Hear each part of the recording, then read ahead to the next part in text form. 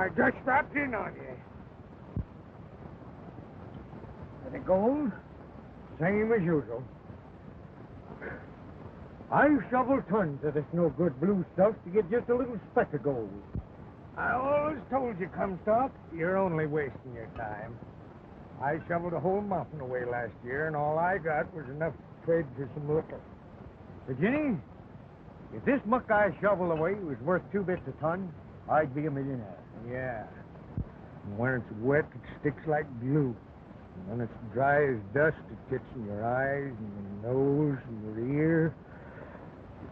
I bet I've had 100 ton of it. You know, if I could carry enough of this to make a respectable showing, I'd have it tested at the assay office. There's gold in it, but I fitted a human that works to get it out. That's just what they won't know until they shovel it. If we could only get a good test report, we might unload our claim on some greenhorn. Huh? That's just what I had in mind. Oh.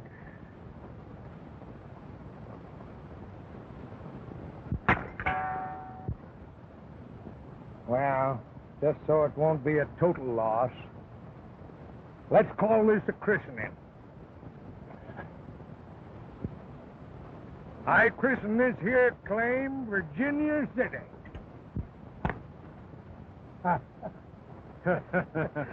Yeah, I can see it's going to be a big city, full of jackrabbits, sage hens, and rattlesnakes. Yeah, come on. We're starting bright and early tomorrow for that assay office in Sacramento. How much gold do you think she'll run to the ton? It's this other I'm testing. Have you got any more of it out there? Whole place is reeking with it. It's everywhere. Your food, your eyes, under your nails. Yeah. Let me show you something. Here, give me that.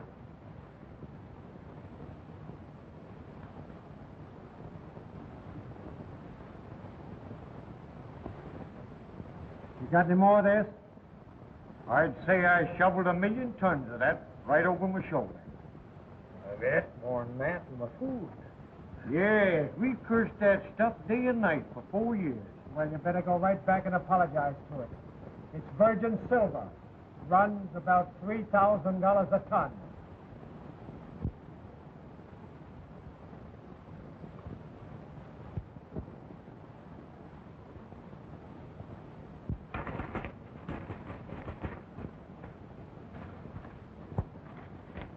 How much? Ask him. He's the new owner of this shop. Tell me, Silco, now I've bought your tobacco shop. Why are you in such a hurry to sell out so cheaply? I'm going to turn this gold into silver. Virginia City. Silver strike. Runs $3,000 to the ton. Wait a minute. If it's as good as all that, I think I'll go with you. I don't smoke this stuff anyway. Hey, where is this Virginia City? Men, I offer you sympathy for the loss of your crops. But we people of Indiana have been flooded out before. First it's the Wabash, and then it's the Ohio River. But never so bad as this year. I wish I were a miracle man instead of just a plain lawyer. Some of these men present are tenants living on my land. Their loss is my loss. But I am ready to offer everything I have left, if that would help. That's good of you, Sawyer. But I have a suggestion which may solve the problem without calling upon you for help again. My brother Danny brought an idea to me which, in our present circumstances, is practically an invitation handed to us on a silver platter. Read it to him, John. Here it is. Silver bonanza at Virginia City. $3,000 to the ton. Prospectors from all parts of the country are flocking to the silver strike. Unlimited quantities of virgin silver are being extracted daily from the thousands of claims in and about Virginia City. Where is Virginia City? 6 weeks from here by wagon, just this side of California. Let's go. I'm ready. Oh, wait a minute. There are conditions. It means hardship, suffering, battles about claims. You're a lawyer, John. You'll take care of that. One man might strike it rich while another may never find silver. Now, we've been neighbors, we've been friends. We've had success and we've had failure. If I'm to lead you, we'll stick together as one outfit. We'll share our troubles and we'll share our wealth. That's the boy. You said Now, listen, you fellows are not going without me. Any of you that haven't any animals for the trip, call on me. I'm not leaving any stock behind. Well, that's a bird. I can use a horse. The mule will pull better. How about a wagon? Virginia City, oh, you wait for me. I come from Indiana. With my banjo on my knee. I came to Indiana with a banjo on my knee. That's my Virginia City, I grew up for the sea. It rained all night the day I left, the weather it was dry. The sun so hot, I frozen said, Susanna, don't you cry.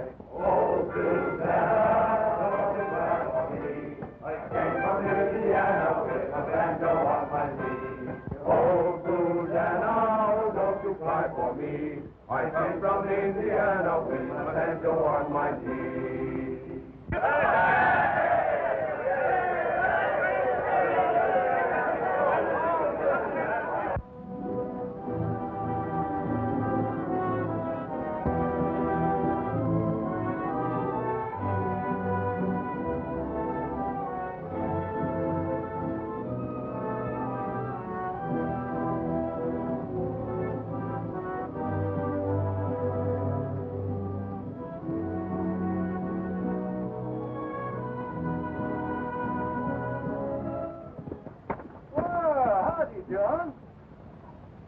How's the newspaper business today? Well, you're furnishing all the news.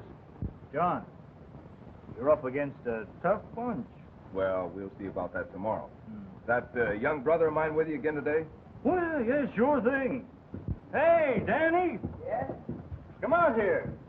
You know, that brother of yours is the makings of a good newspaper, man. I hope he doesn't bother you too much. Oh, no, he's a great boy.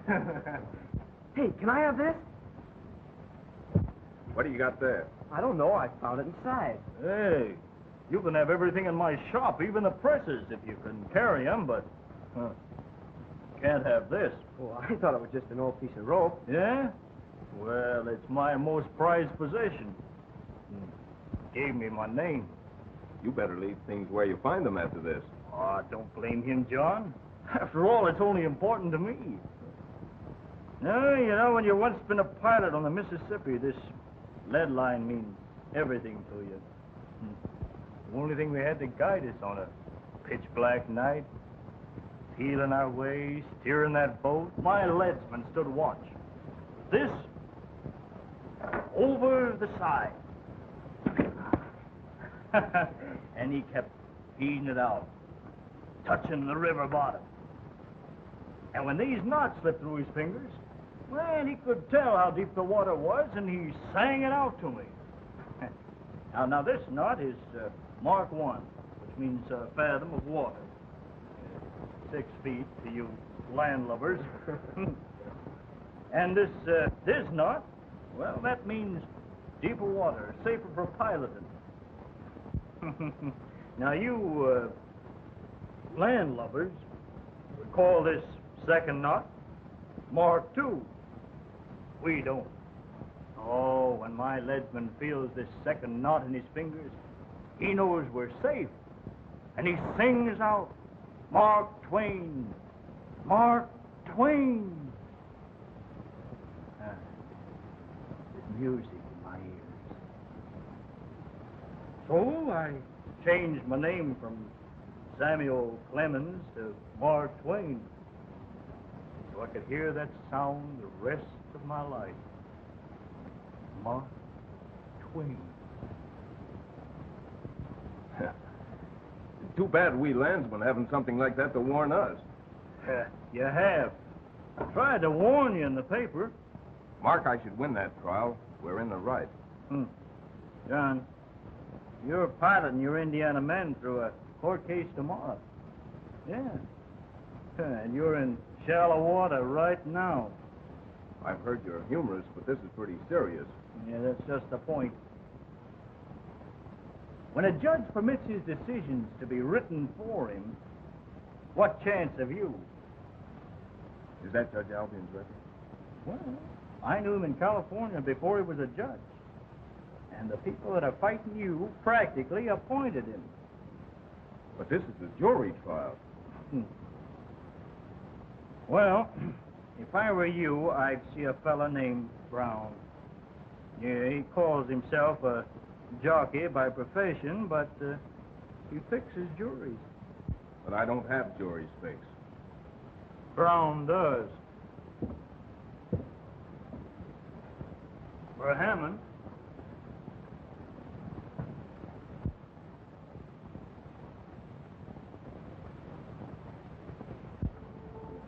Judge, you've made one mistake already.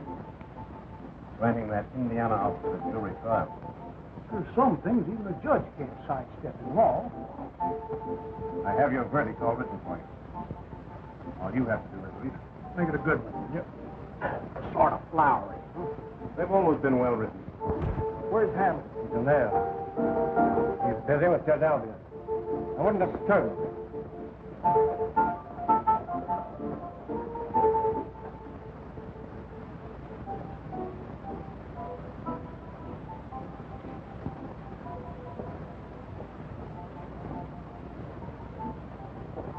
Well? It's going to cost you a couple hundred more than you figured. Johnson upped his hand. He needs to be foreman of the jury. Sure it was Johnson's hand that was up? You don't think I'd try that on you, Mr. Hammond? This is a jury trial. It isn't anything that you can take care of with a gun. I don't want you around that court tomorrow. John, our boys are ready to shoot up that court tomorrow, if you give the word.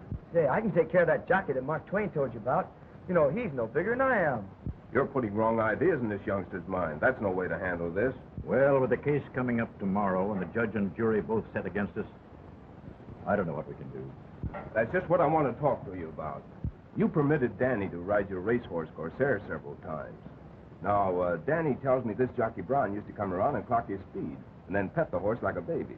Yeah, he wanted me to ask you if you'd sell him. You asked me. I told him he wasn't for sale. Sawyer, if Brown wants your horse badly enough to give us what we need, will you give him up? I promised him to Danny for his birthday. Well, I'm willing, if it works. All right, Danny. You get hold of Brown early in the morning before I go to court. Tell him Corsair's on the market.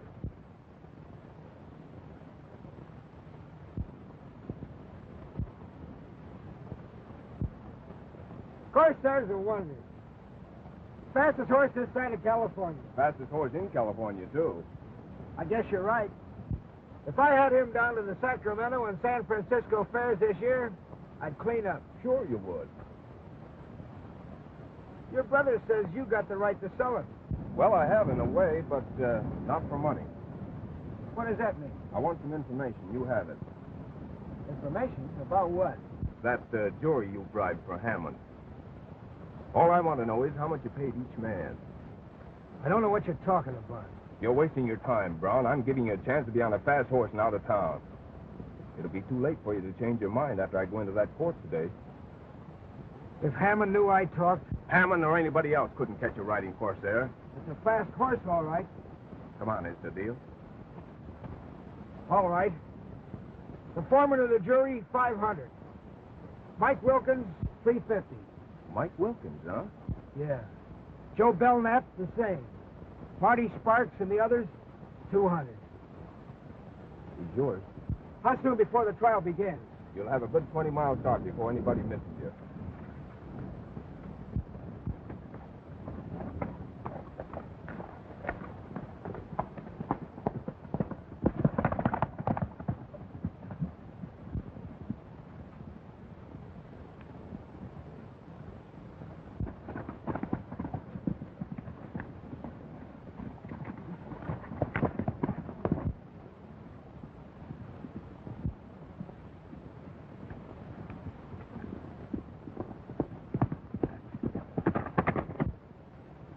Gentlemen, I call your attention to a book written by a man named Noah.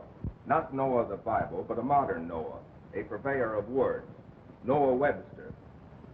From his book, I select a word not often heard in courts. The word is bribe. Here is the definition. Any gift or emolument used corruptly to influence public opinion. Now, bribery affects both the parties of the first and the second parts. Noah Webster further says, I object, Your Honor. Objection sustained. I see no reason to bring up such a subject in my court.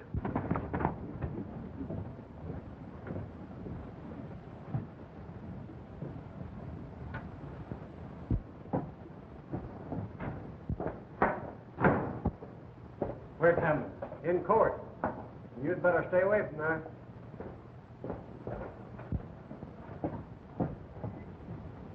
Your Honor, my reason is both relevant and material. And if the court will permit, I'll continue to lay the groundwork for further testimony.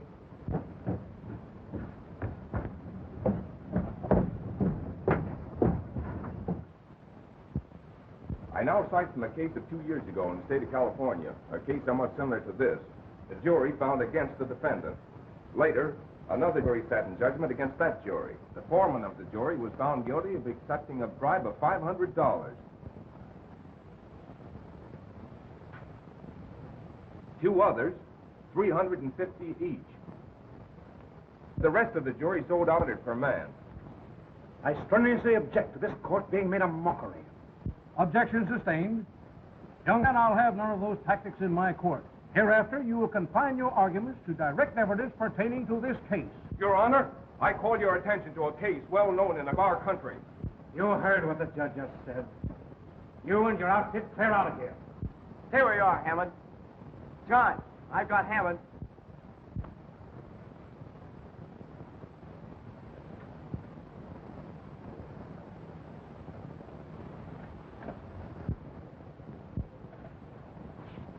Careful, John.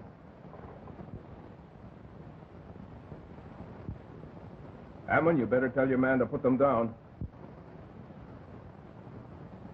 Do as he says, Bates.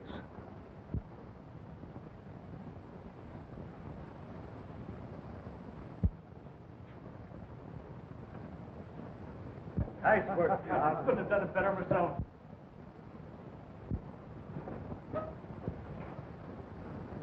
Take the witness stand. Thanks, Danny. I'm not a witness in this case.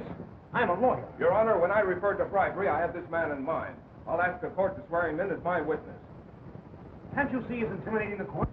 I demand that you declare a mistrial in this case. Yes, that's it. This court declares a mistrial in this case on the grounds of intimidation and misconduct.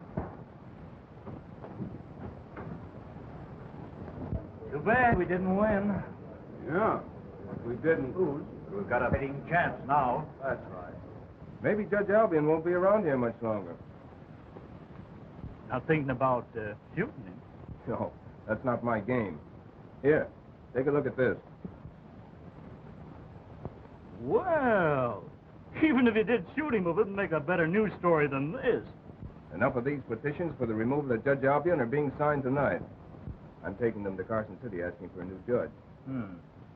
Think you'll get sufficient signatures? Well, they're being circulated all over town, going like hotcakes. Hey, what's your hurry? This petition business calls for a special edition of our paper. Got to get it set up right away. This is news. You certainly bungled my case today. Now, don't you worry. I'll know how that smart lawyer when that case comes up again. Hey, boss, look. The town's flooded with these things.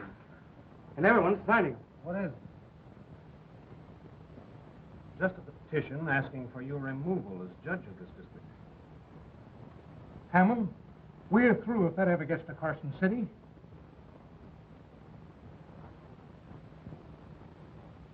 I'll be back in half an hour.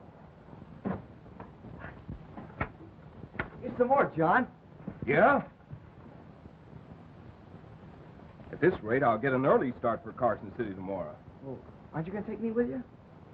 Say, after the way you helped me today, I'm going to need you with me all the time. What's that?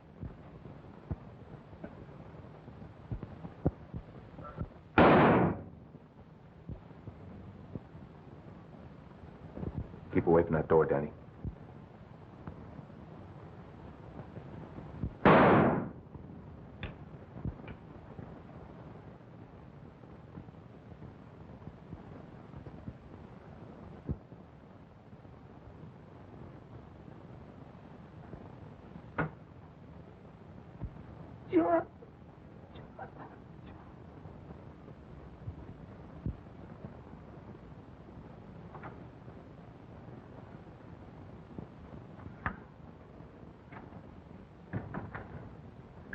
Got away.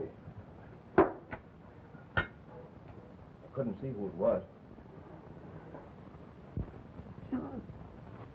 Danny.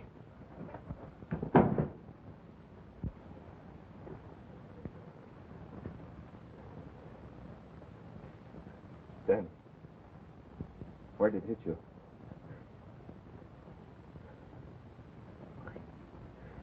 My back. I can't move my legs.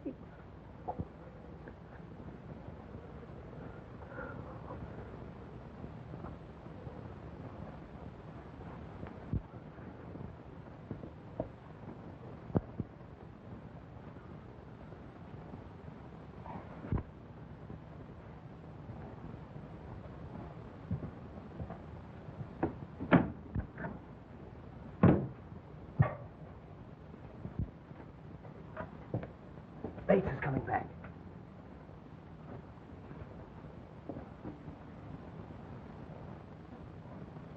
All right, Jeff.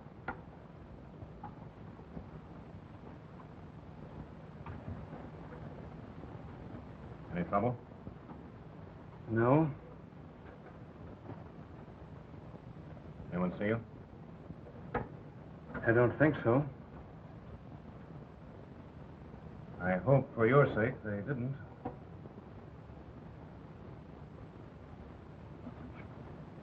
And I think these belong to me.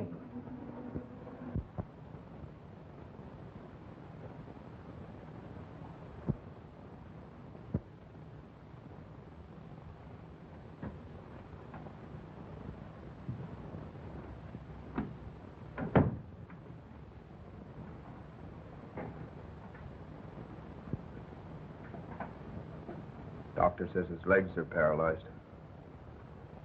Shot through the spine. He'll live. Yeah. Mark. Yes. Danny insists I go on to Carson City. Says with you and the doctor looking out for him, he'll get along all right. That's right, John. You go ahead. We'll all look out for it, Danny. Thanks. Governor, these petitions for the removal of Judge Albion are signed by hundreds of Washoe County citizens. The evidence against Albion is clear and undeniable. His decisions are crooked, and he permits his juries to be bribed. Young man, you're making grave charges which you'd better be able to prove. I have that proof. Albion and his gang won't stop at anything, not even murder. Are you willing to make these charges to the Attorney General and to the members of the Territorial Supreme Court? Yes, Governor. Virginia City must have a new judge.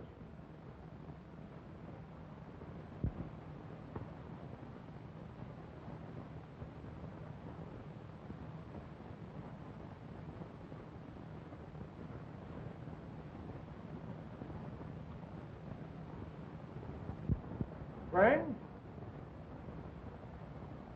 in welcoming Judge Avery to Virginia City, I must pause to make complaint against the possibility of over-honesty in court decisions. See, I'm a newspaper man, and if Judge Avery brings peace to Washoe County, there won't be any news, and my paper may have to suspend business. Now, in behalf of our people and law-abiding citizens, the vast majority of whom are assembled in this room without crowding the place, I present the charming Miss Linda Avery.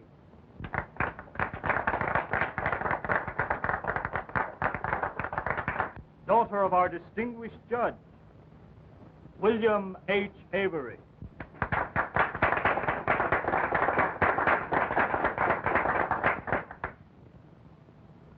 Your esteemed citizen, Mark Twain, prepared us for this welcome party by advising us you'd all be here tonight.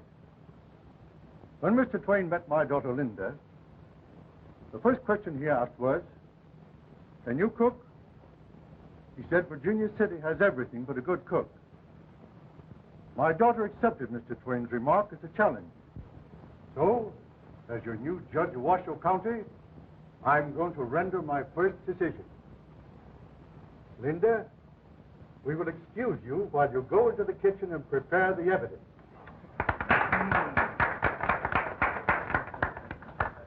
Perhaps I'm prejudiced in this case, for I've so many times tasted her delicious pancakes with honey. I shall enjoy tasting the evidence and hope the young lady wins the decision.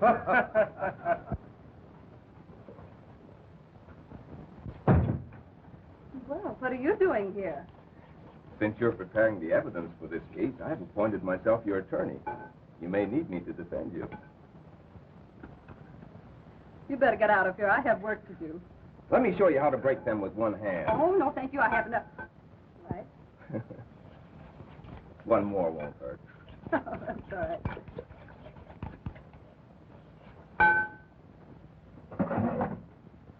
Oh, cookies. You bake these? Of course. They're good. Thank you. You're supposed to be on the reception committee. That's right. In this kitchen to prove I'm a cook, not an acrobat. Get up and let me down. You know, your father coming here as a judge is even better than I asked for. Bringing you along was a great idea. With an honest judge on the bench, I won't be so busy from now on. Will you stop getting those good ideas with hungry people in there waiting for food?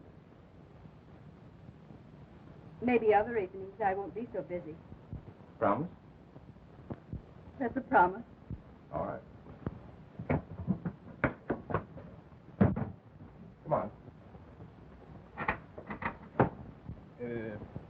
Cigar? Pipe. Well, social life of Virginia City seems to be rising like the morning sun. Well, let's hope that it doesn't set in the same way. It's a pleasure, Judge, to renew our association.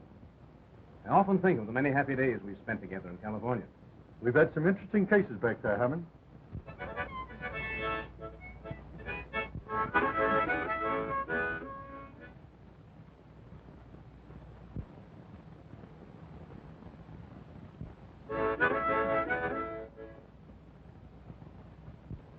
Well, I guess I might as well let him get it out of his system. Well, play. Yes, now.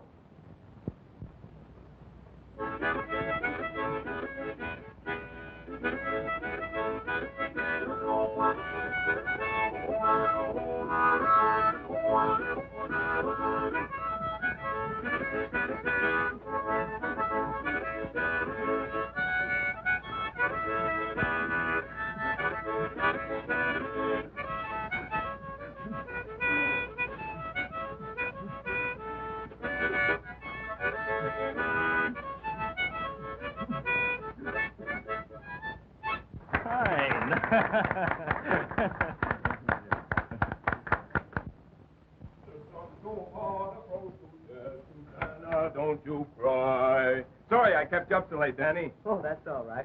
Some of the boys dropped in. We've been talking. You know, the paper says there's going to be a war between the North and the South. Oh, that's been threatening for years. Say, it's time I put you to bed, youngster. Oh, you treat me like a baby. Why can't we sit up and talk a while? You've been sitting up too long already.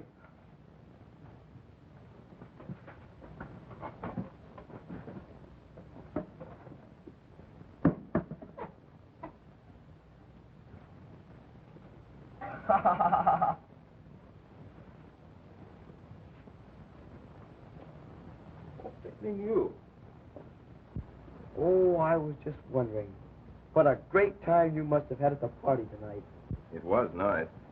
But you seem to be enjoying it more than I did. That new judge is certainly a remarkable man. Well, who was at the party? Twain, Sawyer, Hammond, a few others. Nice little crowd. Anybody I don't know? Oh, yes, the judge's daughter was there. But she was out in the kitchen most of the time.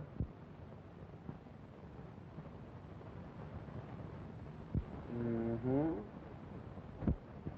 Just what do you mean by that, mm-hmm? Well, where were you most evening while she was in the kitchen? Say, did Twain or Sawyer stop in here on the way home? Why? Were you the last one to leave? Well, come to think about it, I guess I was. I wanted to have a little chat with that new judge. The judge? Or the judge's daughter? Say, are you a mind reader?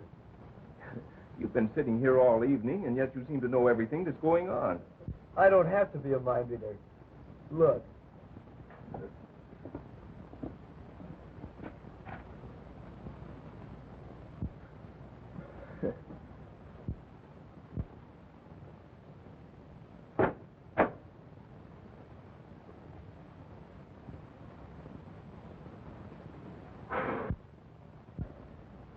John, what does she look like?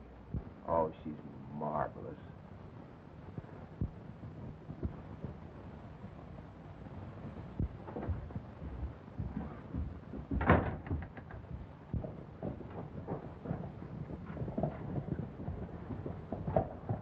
He's riding handsome since that new judge come to town. Yeah.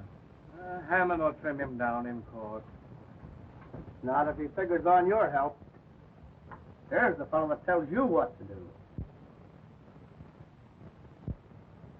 I'll get him when he's alone. I won't be long. Mind if I go with you? Well, of course not. Well, he certainly isn't afraid of you, because he's headed this way. Hi, handsome.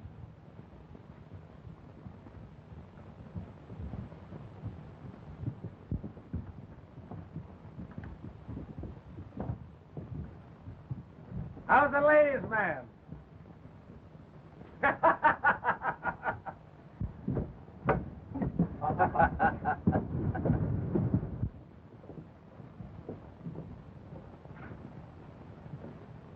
You wait here. I'll be right back. But, John, I won't be a minute. Tom's yellow. Didn't even answer me back. I was just itching for him to answer me back. One word out of him, and I'd have let him have it.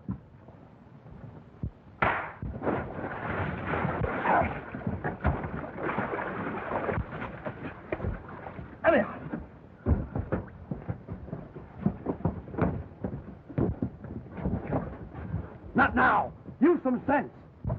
I wasn't long, was I? No. I hope you didn't hurt your hand.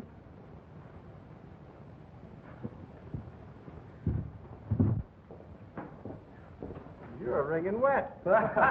Quickest fight I ever saw. You heard it crack? I looked, then a splash, it was all over. Give me a drink. Can't be rain. You're the only one that's wet. You keep your mouth out of this. That's good advice, Bates. You should have thought of that before you opened your mouth to John Storm. Funny, huh? The funniest thing I ever saw. And the first baptized in Virginia City. Wait till Mark Twain writes this up. Say, that guy had a fist as big as a ham. How'd it taste, Bates?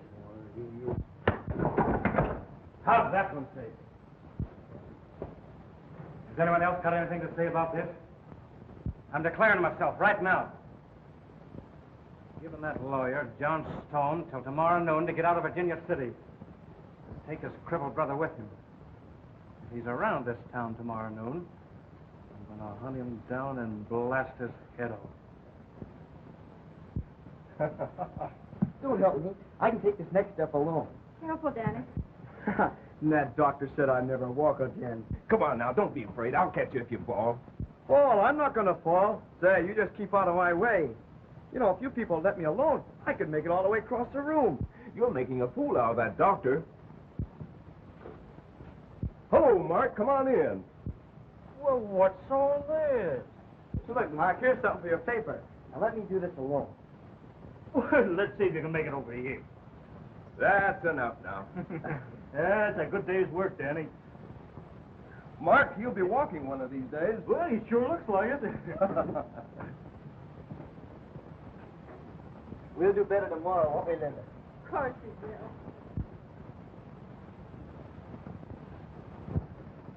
will. Come here. What's on your mind? Sit down. Now, I'm in a hurry, and I need some first-hand information. If it's about the trial, I'd rather talk to you later. Yeah, well, this won't wait. Where you born? Indiana. And your father's name? John Storm, same as mine. Attend law school? Studied in the law offices of Judge Peterson, Indianapolis. Any living relatives? Well, my brother, Danny. Mm-hmm. Well, how old was your father when he died? Say, what do you want to know all this for? Well, I'm writing up your obituary. It'll be a long time before you print that. Well, I'm not so sure about that. John, you can't go around knocking men like Bates into water troughs without taking measures to protect yourself. Shut up. Bates declared himself yesterday in the Melodeon Saloon. He gave you until noon today to get out of town or to get you. Shut up. Now, I'm going to speak something about it. John, Mark's right. You must do something. Oh, half a dozen fellas told me about it last night. Well, Bates is dangerous, John. What are you going to do about it?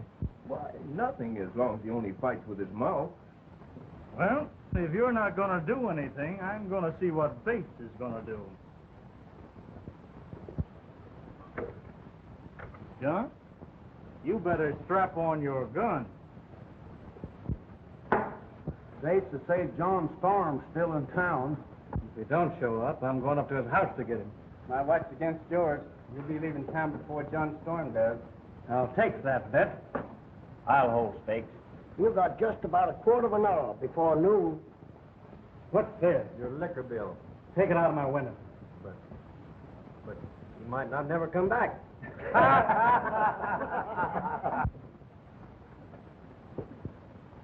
Bates.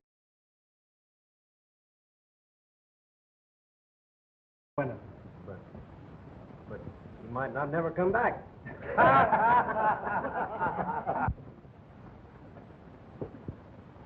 Bates hasn't left yet. He's out there in the bar doing a lot of talking. You better get him started. Go out there and tell him that I'm betting my horse against his, but he never gets John Storm. I still think you better pay me now. Bates, Hammond says his horse against yours that you don't ever get John Storm. I'll take that one, too.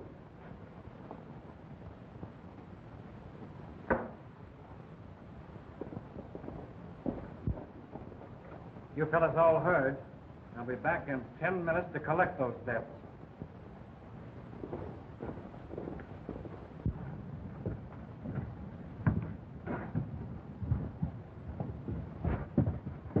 Look, will you two stop your worrying?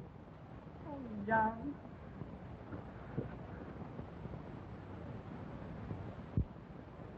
John, Bates is coming here.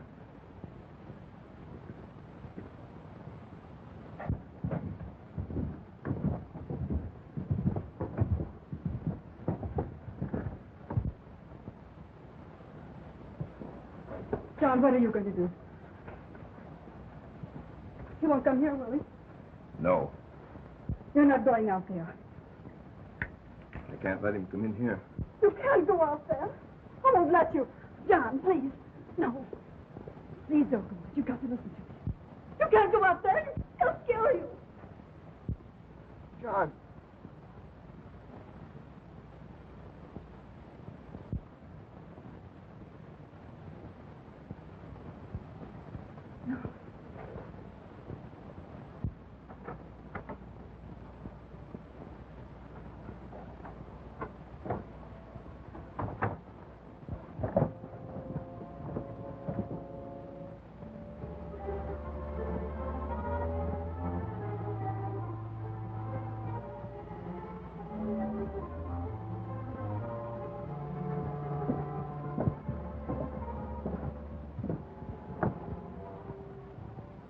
There he is. There's John Storm now.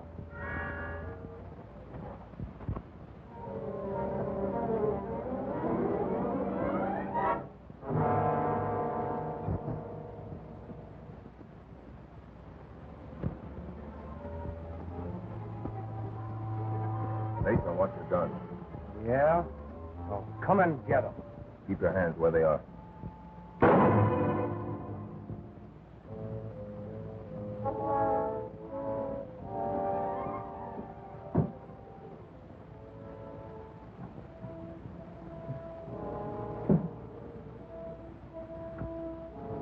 wants me for this, they'll find me in my home.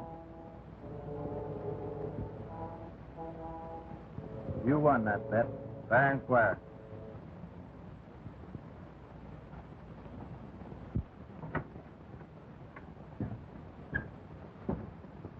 What's Twain got to say today? Oh, this ought to interest you.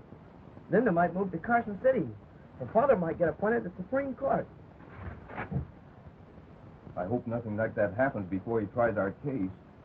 I'd hate to take a chance on a new judge. Oh, Mark's guessing about 6 months ahead on that appointment.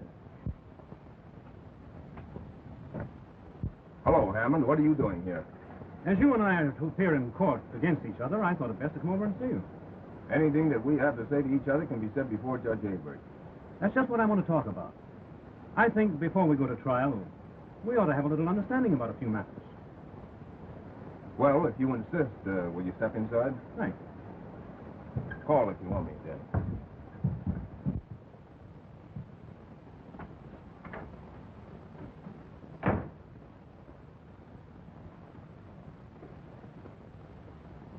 Anybody else around the house? No. It's nice to see your brother recovering. That's not what you want to talk to me about. As a matter of fact, it's not. I'm here to make you an offer. Yeah? Judge Avery has ambitions to become a Supreme Court justice of Carson City. Maybe that's something you ought to talk to Judge Avery about instead of me. On the contrary, it vitally concerns you and your case, which comes up before him. Hammond, I'm afraid you're talking over my head. My people are in a position to help Judge Avery get that appointment. Of course, you can see that it wouldn't be to his best interest to decide against us. Are you speaking in your interests or in the interests of Judge Avery? Neither. I'm talking to you for your own good. I'm offering you a chance to withdraw from the case. Is this an offer to buy our mining claims? The offer is only for you to withdraw from the case, because your men wouldn't have a chance of getting anything out of it anyway. That will enable you to take your brother back to Indiana, where he can get the best medical attention. And as you are in line to become the judge's son-in-law, I'm sure you'd want to save him and you the embarrassment of deciding the case against you.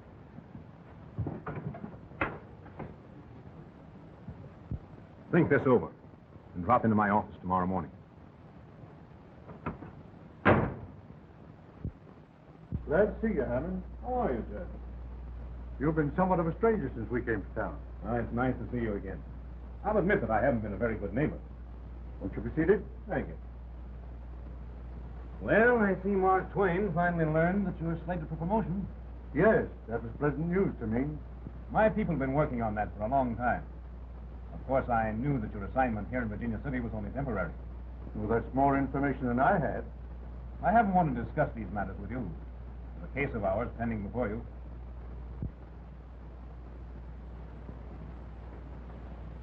Hello, Linda. Good evening, Mr. Hammond.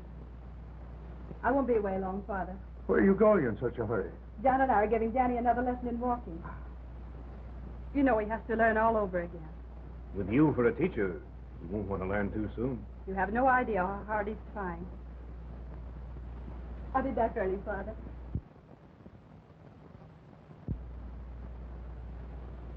Good night, Mr. Hammond. Good night. Good night. Judge, I hope you realize the importance of your decision tomorrow to my people. I imagine it's also important to John Storm and his associates. But I'm sure John Storm and his men aren't important to you, the way things stand now. Hammond, you're taking advantage of friendship to dare discuss a decision of mine before it is made. Discussing it afterward, Avery, will be too late. It's worth too much to us, and I'm instructed to find out about it. Then I was mistaken in thinking this was a friendly visit. Avery, you're too familiar with the methods of the Caledonia people not to realize you don't dare oppose them. You're not helping your case any with these tactics. You'll have to go about it in another way if you expect to win this case. I found out what I came here for. Good night.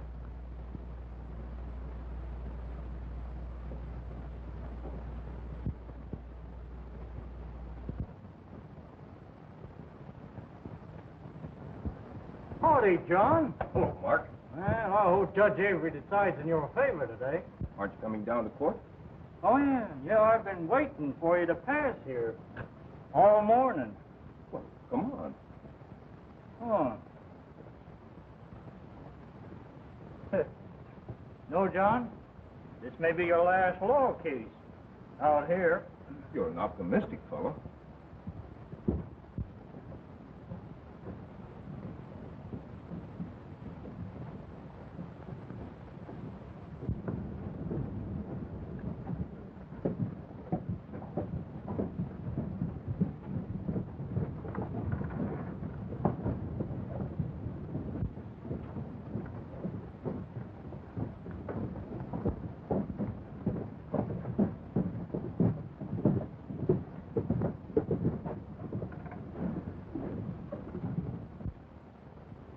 You boys get the horses down at the end of the street. Are you going alone? You do as I tell you. I'll take care of myself.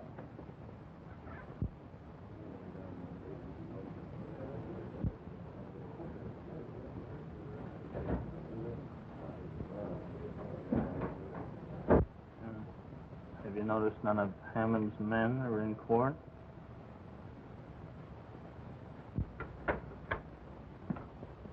Hello there. John's already left for court. I know that. I just saw him go. Gee, are you that cheerful? I'm scared to death. Oh, did your father tell you anything? No. Was John worried? Oh, he wouldn't let us know. No, suppose not. What do you think about it, Danny? I don't know.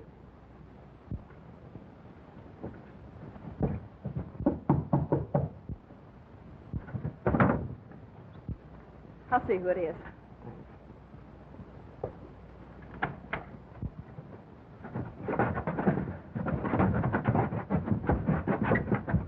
Linda!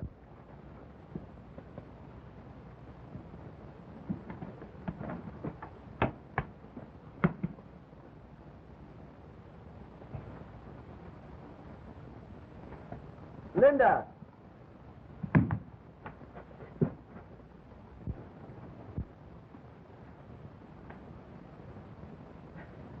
Linda!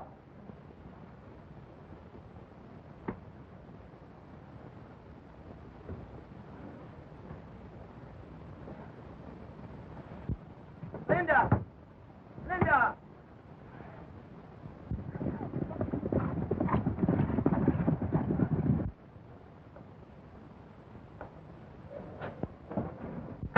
Everybody rise. His Honor, Judge William Avery. Hear ye, hear ye, hear ye. The Honorable William Avery presiding is now in session. Be seated. God help the people of the territory of Nevada.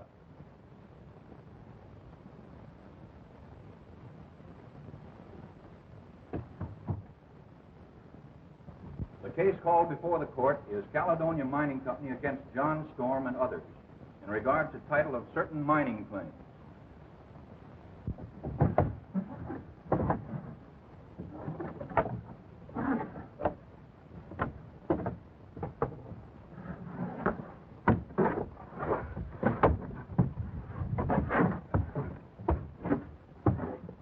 In this case, the plaintiff, the Caledonia Mining Company, has brought suit against John Storm and others, claiming title to a certain 40 silver claim, now filed in the name of John Storm and his associates. Basing my opinion on the evidence presented by both sides, and which I have very carefully examined, the court is now ready to render its decision. However, the court will rule first on the injunction granted the Caledonia Mining Company by my predecessor, Judge Albion. This injunction, halting work on the claims of John Storm and his associates, is hereby dissolved and canceled. Sawyer, we can open up the old hole again. I knew John would bring us through. You bet your life. Say, boys, we can have all the beef for one.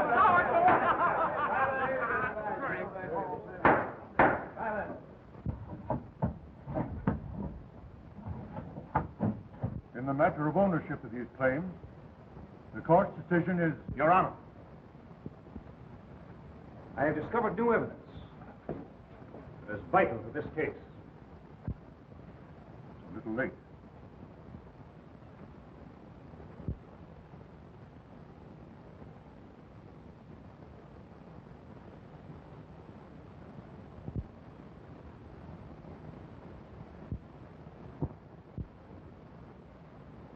The court's decision is in favor of the defendants, John Storm and his associates. And they are free to reopen their mines and resume operations.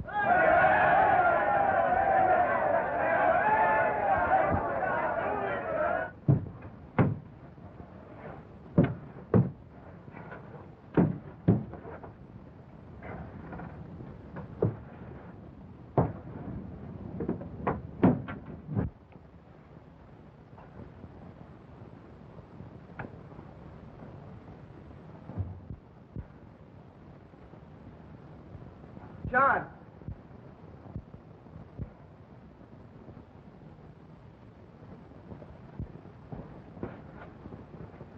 Danny, what happened? They took Linda away. Who? Where? I saw them ride away with her. On a horse. Which way? They went toward our mine.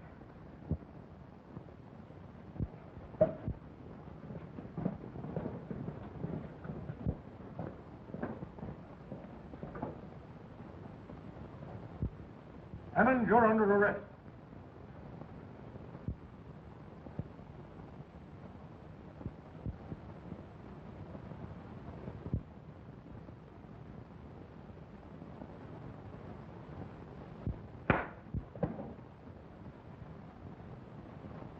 Don't leave this courtroom.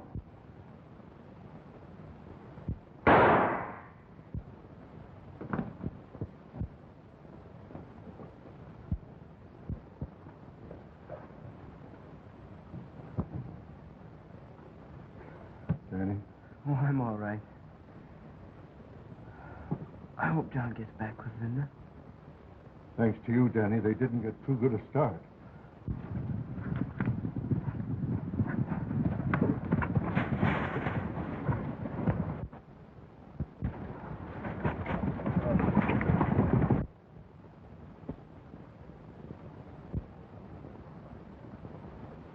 Hurry up. I want that fire out. Doing the best I can, boss. Well, how long do we have to wait around here? You stop asking questions. You'll know in time. Well, I don't like this business. Dry up and do as you're told. Well, what I want to know is, what are we going to do with the girl? Will you keep your mouth shut? Are we going to stay here all night? Throw up your head. Stay where you are. Come here, Linda.